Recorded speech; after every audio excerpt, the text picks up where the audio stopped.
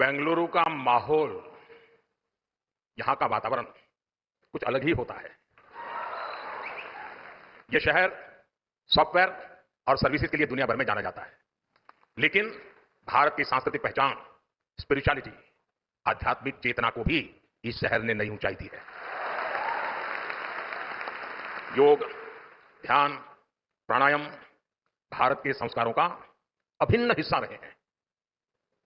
और जैसा गुरु जी ने कहा, आज दुनिया भर के लोग भारत के इन आध्यात्मिक संस्कारों से प्रभावित हैं और इन्हीं पुरातन संस्कारों से भारत की भी अनेक संस्थाओं को प्रेरणा मिलती रही है। साथियों, इसी प्रेरणा से श्री श्री रविशंकर जी ने 45 वर्ष पहले आर्ट ऑफ लिविंग के रूप में एक बीज बोया था। आज वह एक विशाल वटवृक्ष के रूप में हमारे सामने है। इस वटवृक्ष की हजारों शाखाएं दुनिया भर में अनगिनत लोगों के जीवन को स्पर्श कर रही है। और मुझे विदेश में जहां जहां जाना पड़ता है सरकारी काम के लिए, तो कोई ना कोई आपको मिल ही जाता है। साथियों, हमारा भारत विविधताओं से भरा देश है। इतनी भाषाएं, इतनी परंपराएं, अलग अलग रीति रिवाज, उपासना के अलग अलग तरीके। जब हम इसे देखते हैं तो एक स्वाभाविक प्रश्न हम सबके मन में आता है, आखिर इन सभी सुंदर विविधताओं को जोड़ने वाला मूल तत्व क्या है? इसका उत्तर है स्वयं के लिए नहीं, बल्कि दूसरों के लिए जीना।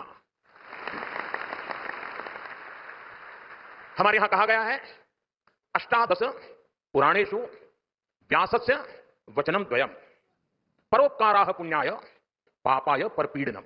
अर्थात दूसरों की सेवा करना पुण्य है और पीड़ा देना पाप है। सेवा परमो धर्म है। यह हमारे समाज का स्वाभाविक चरित्र है। पीढ़ी दर पीढ़ी ये संस्कार सरिता हम सबको संस्कारित करती है, प्रेरित करती है, ऊर्जावान बनाती है। भारत के अनेक आध्यात्मिक आंदोलनों ने अंततः स्वयं को मानव सेवा के माध्यम से ही अभिव्यक्त किया है। मुझे खुशी है कि आर्ट ऑफ लिविंग के हर प्रयास में सेवा की इसी भावना का प्रतिबिंब नजर आता है।